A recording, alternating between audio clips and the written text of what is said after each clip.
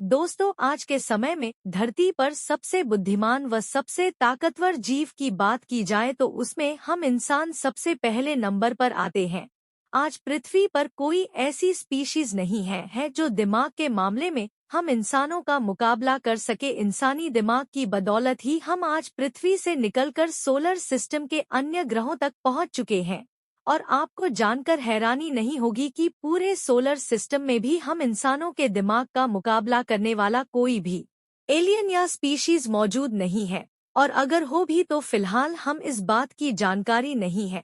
इंसान की इस इंटेलिजेंस को देखते हुए कहीं ना कहीं हमारे दिमाग में यह प्रश्न भी जरूर आता है कि आखिर इस धरती पर सबसे बुद्धिमान जीव यानी मानव की उत्पत्ति कब और कैसे हुई, मानव सभ्यता का इतिहास क्या है। दोस्तों, अगर आप भी इन सभी सवालों का जवाब जानना चाहते हैं और अपने ज्ञान को बढ़ाना चाहते हैं तो बने रहिए आज किस वीडियो के साथ अंत तक। दोस्तों, यह तो आप सबको पता ही होगा किस धरती पर इंसान हमेशा से ही मौजूद नहीं थे, क्योंकि पहले कुछ समय में धरती पर खूंखार और हिंसक डायनासोर का राज हुआ करता था। उन खूंखार डायनासोर के रहते हुए इंसानों का विकसित हो पाना एक तरह से इम्पॉसिबल था। और अगर उस समय धरती पर इंसानों का अस्तित्व होता भी तो वह भी डायनासोर के साथ विलुप्त हो गया होता। ऐसे में यह बात तो साफ है कि धरती पर इंसान डायनासोर के बाद ही आए, परंतु हमारा सवाल अभी भी वही है कि धरती पर पहला इंसान कहां से और कैसे आया है। यह जानने के लिए आपको यह जानना जरूरी है कि धरती पर जितनी भी जीव मौजूद हैं वे सभी उन जीवन का विकसित रूप है जो एक समय में धरती पर रहा करते थे। इस प्रक्रिया को इवोल्यूशन कहा जाता है। साइंटिस्ट के द्वारा किए गए कई सारे रिसर्च के बाद ये बात सामने आई कि धरती पर जीवन की शुरुआत समुद्र से हुई है और यह शुरुआत 3.5 बिलियन साल पहले माइक्रो ऑर्गेनिज्म यानी सूक्ष्म जीव के रूप में हुई थी। यह इतना छोटा था कि नग्न आंखों द्वारा इसे देख पाना संभव नहीं था। यह सूक्ष्म जीव समुद्र के सुंदर गहराइयों में रहा करते थे और समय के साथ इवोल्यूशन से गुजरकर इनमें कई चेंज आए। ये सिंगल सेलर से मल्टी सेल्यूलर में बदल गए, इनमें कई जटिल संरचनाओं भी हुई और फिर समय के साथ धीरे धीरे ये मल्टीसेलुलर ऑर्गेनिज्म विकसित होने लगे, जहां इनमें कुछ ने पानी में रहना पसंद किया तो वहीं कुछ ने जमीन की तरफ हो लिया। कई हजार सालों के इवोल्यूशन के बाद धरती पर बड़े बड़े जीव अस्तित्व में आए, जिनमें डायनासोर भी एक है। साइंटिस्ट के अनुसार इस डायनासोर के खत्म होने के बाद ही मानव विकास की शुरुआत हुई। आइए इसे और भी अच्छे से समझने की कोशिश करते हैं। दोस्तों, कहा जाता है कि आज से लगभग 65 मिलियन साल यानी 6 करोड़ 50 लाख साल पहले मार्स और जुपिटर के बीच स्थित एस्टेरॉयड बेल्ट का एक छोटा सा स्टेरॉयड एक बड़े स्टेरॉयड से टकरा गया था। ये टक्कर इतनी जोरदार थी कि उस बड़े स्टेरॉयड की दिशा बदल गई, जिससे वह एस्टेरॉयड बेल्ट से निकलकर पृथ्वी की ओर बढ़ने लगा। बताया जाता है कि 10 से 15 किलोमीटर डायमीटर वाला पृथ्वी के एटमॉस्फेयर में दाखिल हुआ तो इसकी स्पीड बढ़कर 70,000 किलोमीटर प्रति घंटे हो गई थी और एटमॉस्फेयर में होने वाले घर्षण की वजह से ये भयंकर आग के गोले में बदल गया और फिर कुछ मिनट बाद ही ये आग की गोला जाकर मेक्सिको में जमीन से टकराया। ये टक्कर मेक्सिको के युकैटन पेनिनसुला में हुई थी। बताया जाता है कि ये टक्कर इतनी ज्यादा जोरदार थी, इससे पूरी पृथ्वी का वातावरण खत्म हो गया।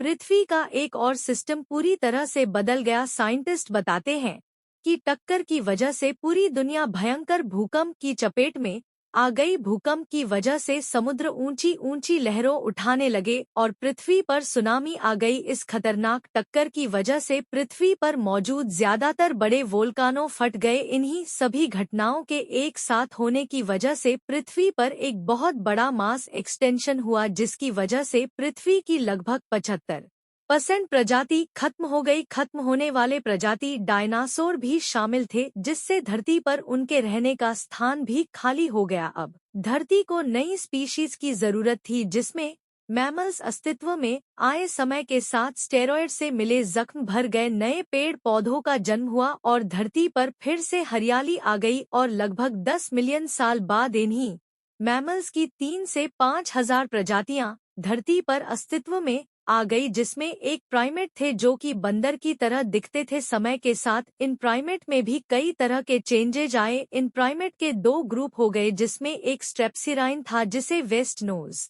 प्राइमेट्स भी कहा जाता है। इसमें सूंघने की क्षमता काफी तेज हुआ करती थी। वहीं इन प्राइमेट में जो दूसरा ग्रुप था उसका नाम था हैप्लोराइन्स। इन्हें ड्राई नोज प्राइमेट्स के नाम से जाना जाता है। इन प्राइमेट्स के देखने की तेज दृष्टि हुआ करती थी। दोनों ही प्राइमेट में इंसानों के दो अलग अलग गुण पाए गए थे। इसके बाद लगभग 20 मिलियन साल पहले प्रोकॉन्सल अस्तित्व में आए जिन्हें ऐप कहा जाता है। ये बिल्कुल बंदरों की तरह नजर आते थे। इनमें इंसानों जैसे शारीरिक गुण नजर आए। बताया जाता है कि यहाँ आकार में हमारे पूर्वजों से बड़े होते थे। इनका वजन 100 पाउंड्स जितना होता था, लेकिन इनमें पूंछ नहीं होती थी। और फिर ये विकसित हुए तो गोरिल्ला जैसे जीव अस्तित्व में आए और करीब 7 मिलियन साल पहले चिंपांजी विकसित हुए। साइंटिस्ट चिंपांजी को ही हमारा सबसे नजदीकी पूर्वज मानते हैं।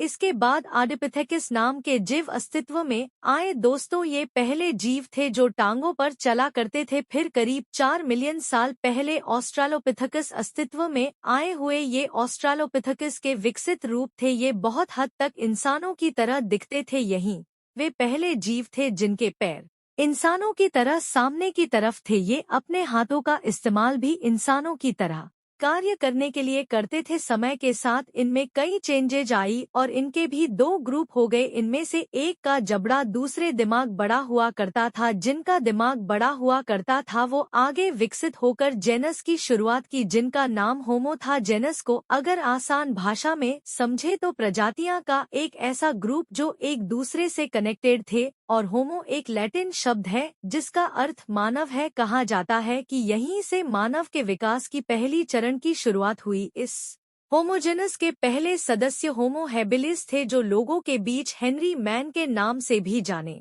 जाते हैं क्योंकि यह पत्थरों के औजार का इस्तेमाल किया करते थे। इसके करीब 1.9 मिलियन साल पहले होमो इरेक्टस अस्तित्व में आए। इनकी टांगें लंबी और हाथ छोटे हुआ करते थे। इनका ब्रेन साइज भी बड़ा था और इंसफीसिस ने अपना ठिकाना पूरी तरह से जमीन को बना लिया। लेकिन कुछ समय बाद इनका ग्रुप धरती पर अलग अलग जगह जाकर बस गया। इनमें से कुछ अफ्रीका के बाहर जाकर बस गए। ऐसे में यह कहना मुश्किल है कि कौन से ग्रुप से आगे इवोल्यूशन की प्रक्रिया हुई। इनके बाद करीब 3 लाख साल पहले होमो सेपियंस अस्तित्व में आए।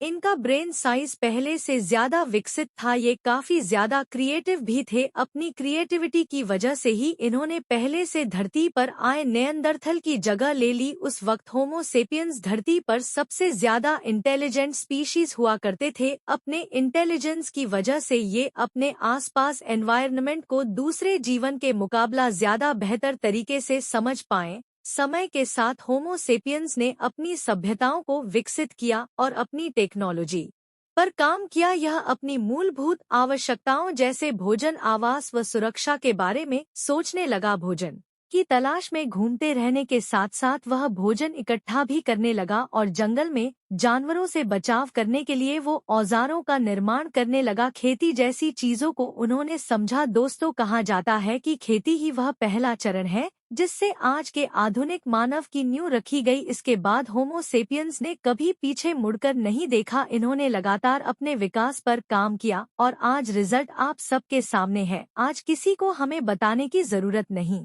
हमारा भला बुरा किसमें है। हम इंसानों ने अपनी जिंदगी को आसान बनाने के लिए अपनी सुख सुविधाओं की हर वो साधन जुटाए जिसकी हमें जरूरत लगी। लेकिन दोस्तों, एक बात तो आपको ये समझ लेनी चाहिए कि इवोल्यूशन प्रक्रिया ना तो कभी रुका है और ना ही कभी रुकेगा। अपनी सिविलाइजेशन को हमेशा कायम रखने के लिए हम इंसानों को लगातार सीखते हुए आगे बढ़ना होगा। तो दोस्तों, अब शायद आपको ये बात समझ में आ गई होगी कि कब और किस तरह से धरती पर पहला इंसान आया और कहां से आया। आज के लिए फिलहाल इतना ही। उम्मीद है कि आपको आज की ये वीडियो पसंद आई होगी। अगर हाँ तो वीडियो को लाइक करें, हमारे चैनल को सब्सक्राइब करें और ज्यादा से ज्यादा शेयर भी करें।